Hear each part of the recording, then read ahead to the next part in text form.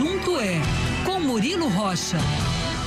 Agora 9h48, bom dia, Murilo Rocha. Bom dia, Maria Fernanda Cinini, bom dia, Luciana. Bom dia. Bom dia, ouvintes da Band News, começando mais uma semana, e nessa semana eu não sei vocês, nessa segunda-feira, Luciana Cinini e ouvintes, essa eu senti que realmente o pessoal tá de férias agora, viu?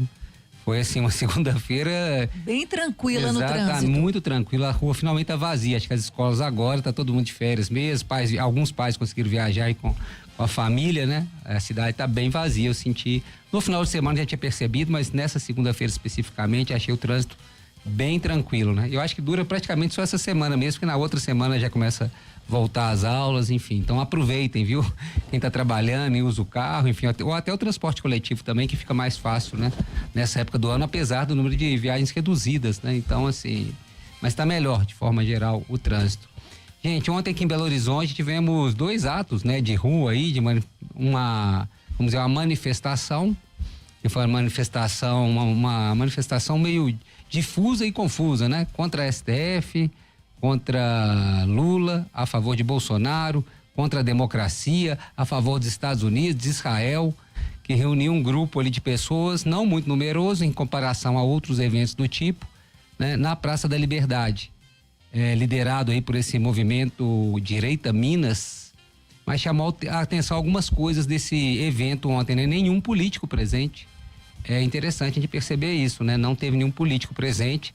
Acho que assim, eles incentivam esse tipo de manifestação, mas na hora ali nenhum político presente, entendendo que o momento é complicado, né? Sair para defender os Estados Unidos numa altura dessa do campeonato, né? Bandeiras dos Estados Unidos, de Israel, como eu disse, uma coisa bem difusa mesmo e confusa, né? Pedindo impeachment do Alexandre Moraes, fechamento do STF, enfim, uma série de pautas antidemocráticas ali, e outras normais de política, como eu vi uma faixa lá protestando contra impostos do governo Lula, beleza, isso ok, né? Faz parte do jogo mesmo, isso está tudo certo. Agora essas pautas antidemocráticas que ficam complicadas. Agora, me chamou a atenção isso, né? Nenhum político presente, ou se esteve presente, não postou em fotos, nem apareceu em fotos, né?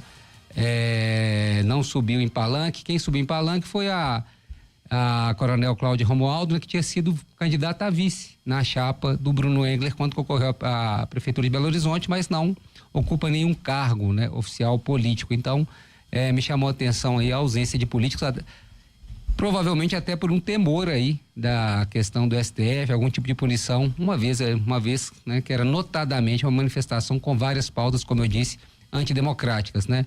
Basicamente é um residual ali daquela turma de porta de quartel.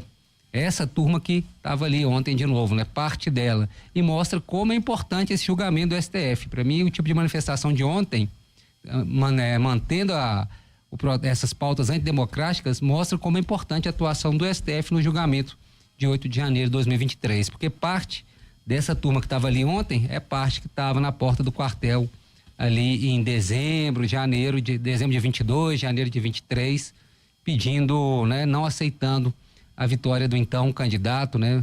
Lula. Então, complicado, viu? Esse tipo de manifestação, né? 90% ali, na minha opinião, era o pessoal de porta de quartel e 10% porta de pinel mesmo, porque muita gente também é malucada ali, que nem sabe o que está fazendo. Mas, como eu disse, o que tem que chamar a atenção é a ausência de políticos nessa manifestação.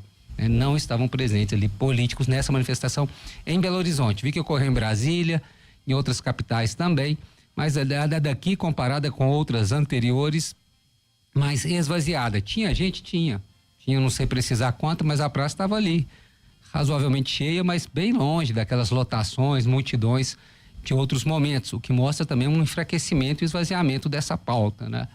É importante a gente reparar isso. Por outro lado, uma outra manifestação, mais cheia inclusive, foi a parada LGBTQIA+, que sofreu um revés na véspera, né? Uma decisão liminar da Justiça, limitando o orçamento da parada, que era de 400 mil, para 100 mil, e pedindo ali esclarecimento sobre os gastos, né?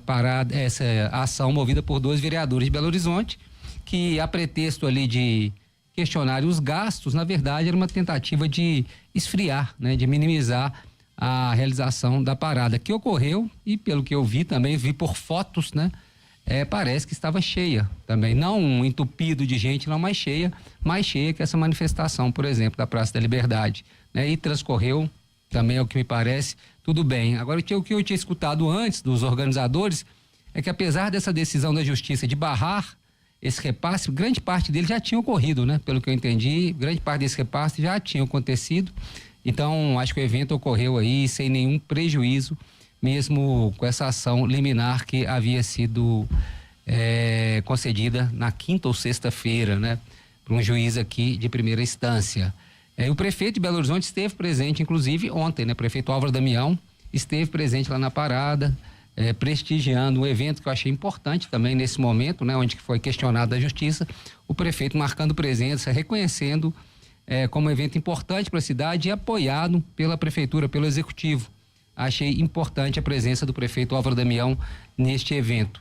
Só para finalizar, eu estava saindo de casa, olhando aqui nas redes sociais, no Instagram, falando de prefeitura, vi um post da Prefeitura de Belo Horizonte sobre a Rua Sapucaí.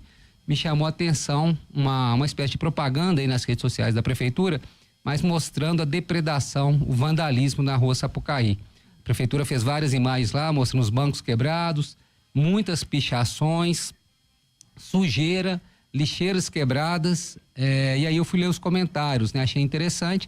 Algumas pessoas questionando ali a ausência de árvores, que eu concordo também, mas eu concordo muito com um ouvinte que falou sobre a ausência de um policiamento ali. Geralmente ficava uma espécie de um carro da polícia na esquina ali da Assis Chateaubriand com a Sapucaí. Na esquina, ficava parado ali em cima da calçada um veículo policial durante muito tempo. Não sei se continua lá. Se continuar, poderia ir mais para o centro, eu acho. Poderia ter realmente um policiamento ali mais no centro da Rua Sapucaí, dessa nova Rua Sapucaí, agora onde não passam mais veículos, né? Aí seria talvez interessante ficar ali para ver se coíbe realmente esse tipo de depredação, de vandalismo, porque realmente a gente cobra tanto o poder público, cobra tanto a prefeitura, o governo do estado para fazer melhorias, praças, parques, e quando estes ocorrem, a população, de modo geral, trata muito mal, né? Impressionante como trata muito mal, quando não tem cuidado, falta de educação, falta de carinho mesmo com o bem público. Me chamou a atenção esse alerta e os comentários das pessoas.